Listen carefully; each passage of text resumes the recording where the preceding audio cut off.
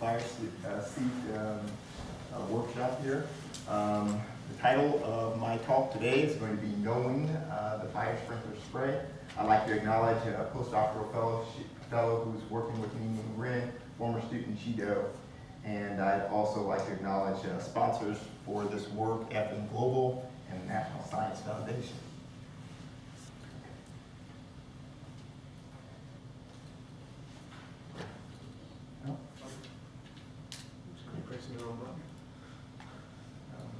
Right clicking, left clicking. There we go. Okay, so here's an overview for this talk. I'm going to start off with the introduction. Now, how do we begin to quantify the sprinkler spray? You've seen other presenters here that have talked a little bit about sprinklers, and they've had their own method of doing that. I'm going to be focusing really on the spray itself and on the initial spray, and I'll talk a little bit about the dispersed spray as well. But mainly what I focus on is actually what's happening right out of the nozzle. I'm going to be talking about the objective for this work today. When I was asked to come speak here, I was asked to focus on measurements. So we do a number of things at University of Maryland related to sprinkler sprays, but I'm going to be talking about measurements today. And so we want to evaluate the discharge characteristics through measurements. I'm going to go over some of these measurements and the results from the measurements. And I'm going to do that based upon the different stages in the spray process, from stream formation to stream breakup to the initial spray to the dispersed spray. And then I'll summarize. Okay, my apologies. This is a video that gives you some feeling of what the spray looks like. The video is not working right now, but what you see is a lot of different colored droplets coming out from the nozzle. And these droplets are colored according to their diameters. So you have diameters that are greater than 2 millimeters, diameters between 1 and 2 millimeters, and you have some smaller diameter droplets less than 1 millimeter. And these drops go everywhere. The colors on this chart correspond to the flux. When we talk about sprinklers, the flux is everything. You want to get the water to the surfaces in order to wet and protect the surfaces. And the fluxes are, in this particular sprinkler that we're looking at, about 1.4 bar, it's a type of D3 nozzle. And the fluxes are anywhere from, let's say, 1 to 3 millimeters per minute over most of the area. So that's the droplets are the spray, they wet. That's what we're looking at. How do we quantify that? That's the next slide. Okay, well, we have options on how we quantify the spray. You've seen some discussion about characteristic drop sizes. I just put some numbers down here.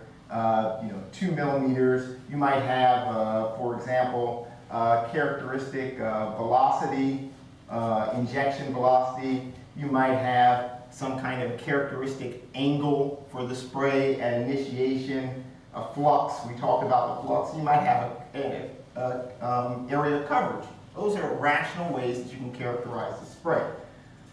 But that doesn't give you a lot of detailed information about the spray. Another thing we can do, it's pretty tedious, is we can count droplets. All right?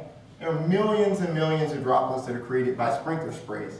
And we can go and we can count those droplets, every last one of them.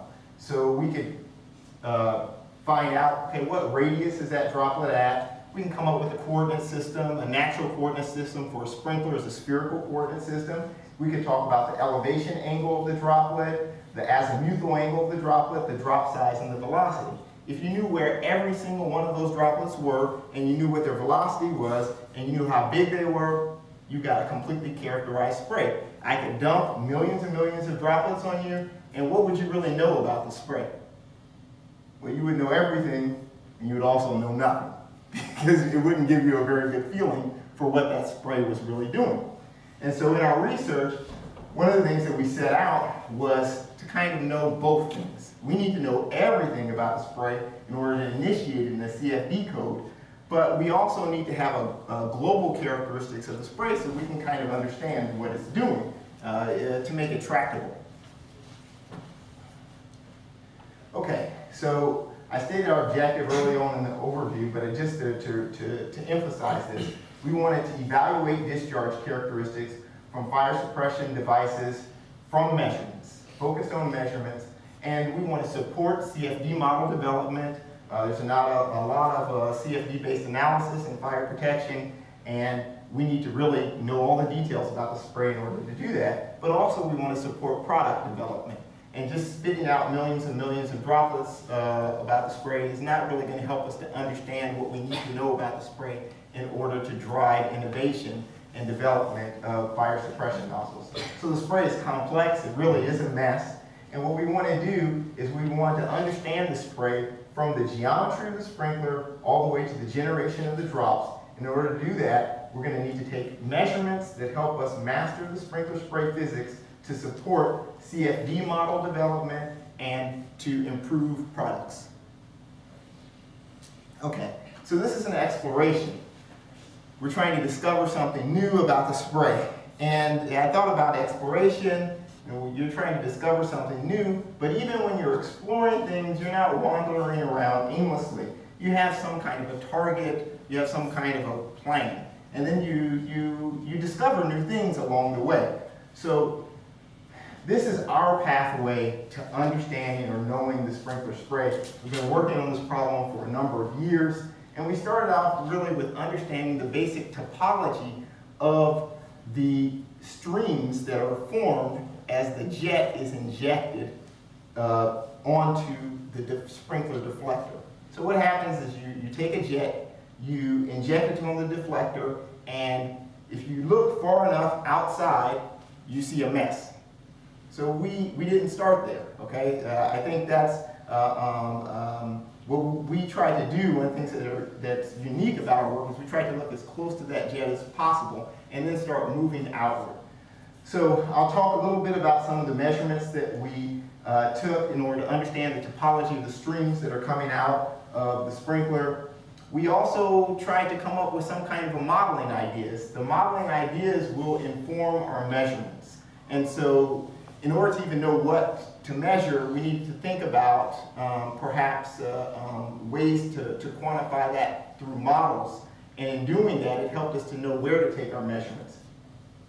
And then we moved as close to the nozzle as we could to actually have a well-formed spray. And what I mean by a well-formed spray is a spray of droplets.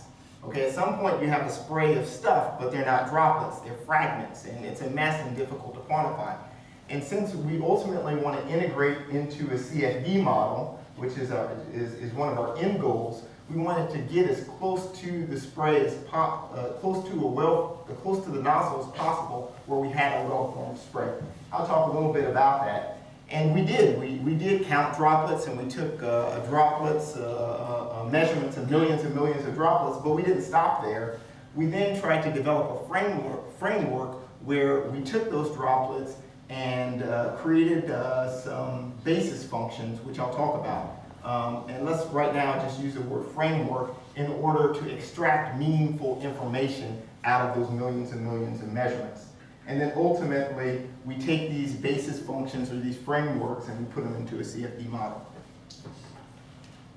Okay, I'm going to just jump right into the measurements that we took, and I'll go over maybe 3 or 4 different measurement techniques and share some of the results that we obtained.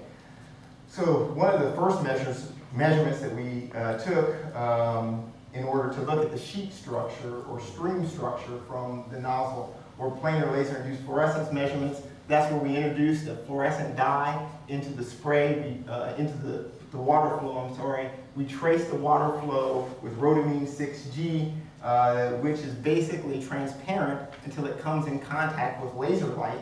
We created a light sheet.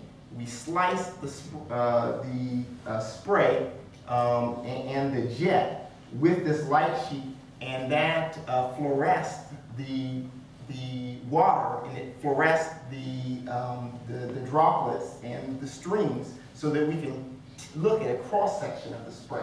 And so you can see an image of that apparatus here. And we were able to view the sheet topology. One of the disadvantages of this technique is you get a lot of reflections on the deflector surface, So it's not really quantitative, but it really revealed something pretty unique about these sprinkler sprays that I don't know if this was appreciated before these measurements. And what we saw in this big mess that you often see coming out of the sprinklers are simple and distinct structures. And so here we've got our deflector, we're looking down on our deflector, and we're taking cross sections parallel to the frame arms of the deflector. And so here you can see that you've got this flow that's moving along the tines, let's say radially outward, and then at about 23 millimeters away from the sprinkler, you can see that you've got this flow that's moving radially outward, which is a tine stream, and then you have these vertical flows, which are slot streams. And so there are distinct structures that are coming out of this sprinkler before the spray is formed. And those distinct structures served as the inspiration for our model development and even our measurement technique and even the framework that we use to characterize the sprinkler. And so what turns out to be something that looks very complicated actually has a very nice structure that yields itself nicely to measurements and also yields itself nicely to modeling. We also performed some short time exposure photography, a very simple technique. We used just an SLR camera, a flash that we bounced off a reflector, and we just took pictures. And here, one of the frame arms from the sprinkler has been removed. You can see the jet impinging on the boss and the deflector, and you can clearly see this tine stream that's moving radially outward, and you can see the slot streams are pulling the tine streams down. And this is just another example of the detailed measurements that we can take. This is qualitative, just another view of the simple structures that are formed from a sprinkler. The same technique can be, however, used quantitatively. Now we take a spray, we take our spray and we look at it with a camera from above. We have a flash that's again bounced from a reflector. And we can see here a very nice sheet that is breaking up into ligaments and droplets. And we can actually calibrate this image and we can take measurements of what the sheet breakup location is. That sheet breakup location is an important modeling quantity for us. And that sheet breakup location can be compared with our model, and it can also help us to understand the impact of geometry on the sheet breakup location. Why is the sheet breakup location important? Well, what happens is as the sheet moves radially outward, the sheet thins. And as the sheet thins, when it breaks up, it forms smaller and smaller droplets. So the location affects the sheet thickness, which affects the drop size. So it ultimately is important in determining the drop size. And so based on our measurements, these quantitative measurements that came from these images, I plotted the sheet breakup distance as a function of a scaling parameter. Scaling parameter has a lot of stuff in it. I won't go into details of the scaling parameter, but I'll highlight some of the important parameters. There's a Weber number. The Weber number describes the effect of inertial forces which act to break that describes the ratio of inertial forces which act to break droplets up with the surface tension forces which act to hold them together. So you can imagine this Weber number would be really important in determining the drop size. There's a beta parameter. This beta parameter describes the viscous interaction between the deflector and the actual film that's forming along that deflector. And so the bigger beta parameters correspond to bigger boundary layers and more slowing down of the sheet and more thickening of the sheet. There's this flow split parameter, gamma, that describes the ratio between the amount of water that gets forced into the tines compared to the amount of water that gets forced into the slots. And there's this injector disturbance parameter that describes initial disturbances in the sprinkler. So if you got a sprinkler deflector that's very, very far away from the orifice, the turbulence on the jet grows, and that will make the initial disturbances on the sheet larger. Also, if you've got very rough flow in the pipe, that'll make the initial disturbances bigger. So there's some detailed parameters, but the good news is that we can measure what those parameters are. They're quantifiable. And there's this density ratio, which is typically always roughly 1/1000, except if you're in a hot flow. If you're in a hot flow, the density of the air would go down, and that would also affect the breakup location.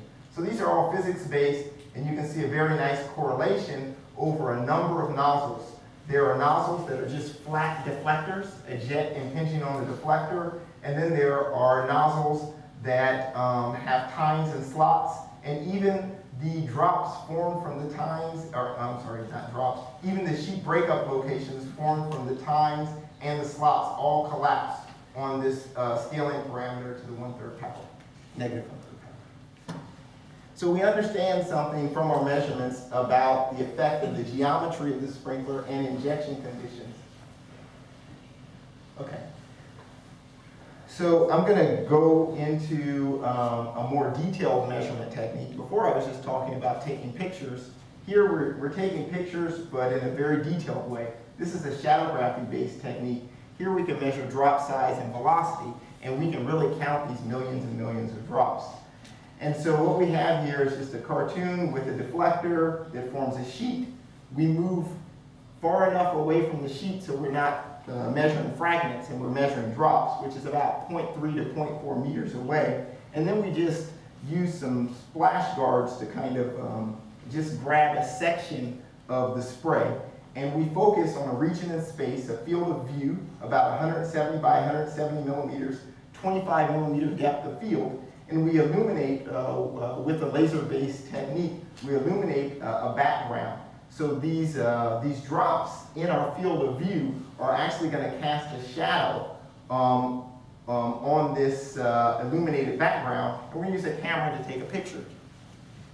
And so we do that, and we get something that looks like this. And so as soon as the laser flashes, we illuminate the background, a shadow is cast with these droplets, and we take a picture.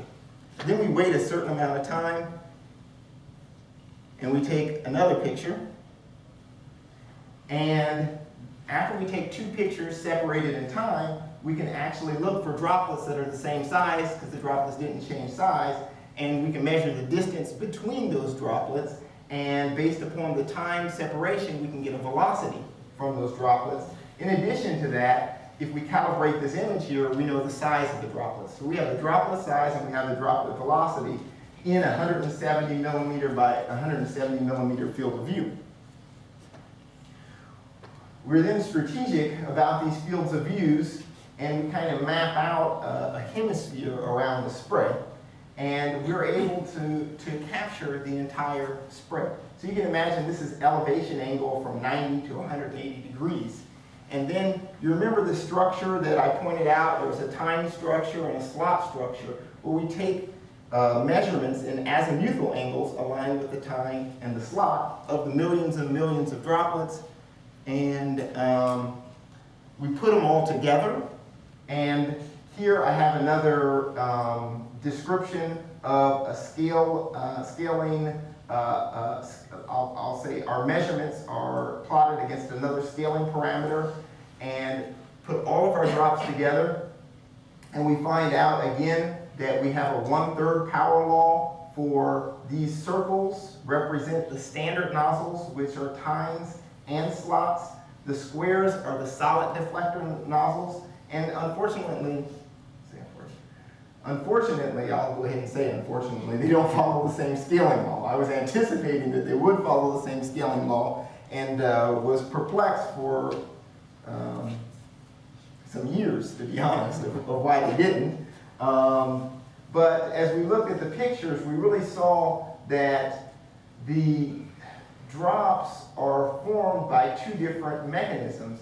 It's a little bit difficult to see in this picture, but the drops here are formed by pinching of drops off of the sheets.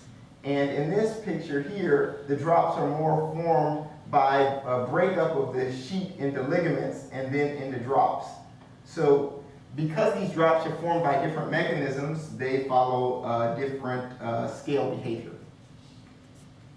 So that's an overall view of the spray.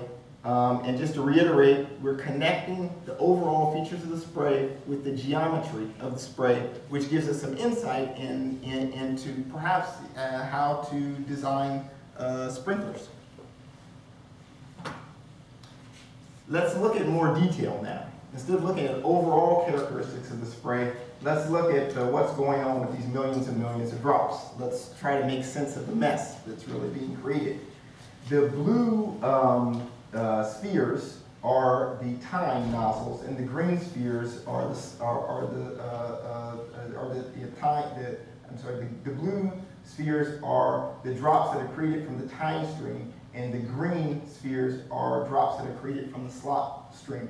And so you can see that we've got a lot of information here. Look at the difference in the density of the drops. So if you are at this azimuthal angle, let's say, greater than 100, between 100 and maybe 160 degrees, you don't have a lot of number density here for the time stream, which kind of makes sense. But if you go through the slot, you have a more full and more dense spray. So this information is really, really useful for initiating the spray in a CFD model. And so any of you all have used FDS, you know how FDS is set up to specify the spray. Well, you could actually just put all of the droplets that you measured into FDS, and FDS would read it, and it would initiate the spray. But you wouldn't get very much insight out of that information. So what we did was we created some basis functions. And these basis functions help us to describe these millions and millions of droplets in a continuous way over all azimuthal angles and all elevation angles. And I've shown some of the basis functions results here. Here is the flux. And you can see how you've got flux from the slots and flux from the times. Here I've shown the characteristic drop size distribution, and you can see how the characteristic drop size changes with elevation angle and how it changes with azimuthal angle. And this is just a width parameter in the Wasson-Ramler distribution for those of you who are familiar with that drop size distribution. And you can see there's even some spatial variation in that. The big idea here is that with these basis functions, you can put the basis functions into FDS, and it would generate the spray for you for a given nozzle and a given pressure, for example. But I've done a lot of talk about having some idea, rational idea about the overall characteristics of the spray. And what I'm showing here is some of the coefficients in the basis functions. And there are 48 coefficients total. That's a lot of information. Let's say there are 15 first order coefficients that tell us something from the millions and millions of drops. And the big idea here is that we can maintain the millions and millions of drops. We're not going to throw that information away. We're keeping all of that information to initiate the CFD code, but at the same time we're keeping all of the details. We're also getting the overall characteristics as well. And let me show you some of those overall characteristics. We're getting a characteristic drop size normalized with the orifice diameter here of about 11% for the time stream and about 10% for the slot stream. That's the overall drop size. We're getting width parameters for the Wasson-Ramler distribution for the time and slot stream. We're getting an overall velocity. So the velocity on average for these sprays is about 62% of the Bernoulli velocity. Okay? We've got millions of velocities, and we're keeping those, but 62% is what we get of the Bernoulli velocity. We've got a flow split between you notice the red peaks in elevation angle, and then things kind of got mostly green in the previous kind of Easter egg looking things. Well, Here you have the peak, 86% of the flow is going into this peak, and about 14% of the flow is going into this table when you're aligned with the time. When you're aligned with the slot, which makes sense, you get 54% going into the peak and 46% in the table. So the distribution is more flat. This is an angle of 102 degrees and 107 degrees, depending upon if you're at the time or the slot. That's the location of this peak. So it's like a spray angle. And you may have remembered that the red region kind of drops down when you're in the slot. And you may remember from the image that you saw very close to the sprinkler how the image showed curvature. So you can see that that peak is actually going down. And this is a width parameter in degrees of 3.4 degrees standard deviation for the Gaussian basis function that we use, and 2.6 degrees for this Gaussian basis function that we use, depending on if you're in the time or the slot. So these are rational characteristics of the spray, and you can imagine taking a number of sprinklers and starting to develop a database based upon these coefficients. Very quickly, I'm going to just give you one more basis function result, which is important, I think, to mention. There's also a ratio between the slot flux and the time flux. And for this particular condition, the slot flux is about 86% of the time flux. It's another important overall parameter, the flow split between the amount of flow that is going through the time stream compared to that of the slot stream. Okay, I think I'm going to skip my Melford measurements, and volume flux measurements are important. So this is the basic cup technique. And I don't want to minimize this technique because this is the bottom line. It's how much flux actually gets to the floor. And we take these measurements, and these measurements are important to validate, the flux measurements are important to validate models and to validate our initiation approach.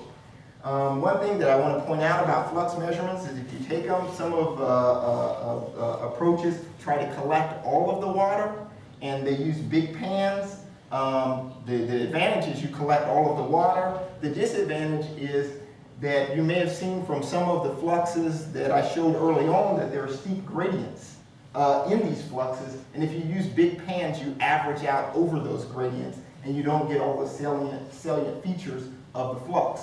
So I tend to use graduated cylinders, which are smaller, and interpolate between those graduated cylinders to get fluxes. And we did flux measurements, and we did a quadrant. The center of the sprinkler is here, and fluxes are basically between 1 and 3 millimeters per minute. And we actually used our basis functions to initiate the spray, and these are our predictions. And we used a very, very simple model to do these predictions. We didn't use CFD, we used our own Lagrangian particle tracking. And you can see that the predictions show fluxes between 1 and 3 millimeters per minute. And these are actually comparisons between the lines are the predicted fluxes, and the symbols are the measured fluxes. And we're pretty pleased with our agreement.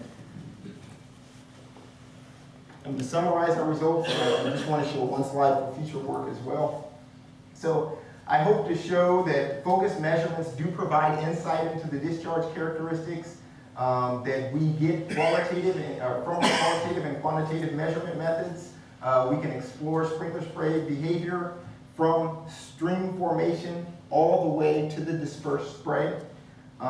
These measurements provide insight into basic features of the spray through images, and also the comprehensive framework that we apply to the detailed measurements show basic features of the spray. We were able to get relationships with the nozzle geometry through our scaling laws.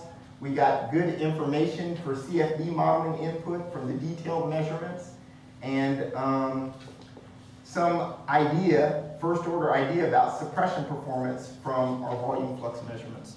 And one more future thing I want to show is this plot here.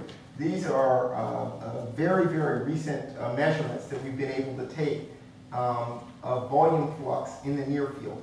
So the initiation sphere, that's where droplets were well formed at about 0.3 meters or 350 millimeters from the nozzle. We've moved 50 millimeters away from the nozzle, right at the deflector edge, and we've created these measurements. The frame arm is right here on center, and we're actually seeing how the frame arm splits the volume flux, and we're seeing the details. You can see the time stream here, and you can see the slot stream here. And we're actually not trying to understand the sprinkler from the floor, which is really the way that things have been done for a number of years. We're understanding the sprinkler right at the deflector. And so we're actually in the process of patenting the device that we use to take this measurement. It takes about 20 minutes to do this, and you're getting a complete map of exactly what's happening right outside of the deflector. And so you can imagine how useful this may be if you were designing sprinklers, because in 20 minutes you could tell exactly what's coming out of your sprinkler, and you're not trying to guess how your sprinkler is creating what's happening at the floor. And with that, I'll conclude my talk. Thank you.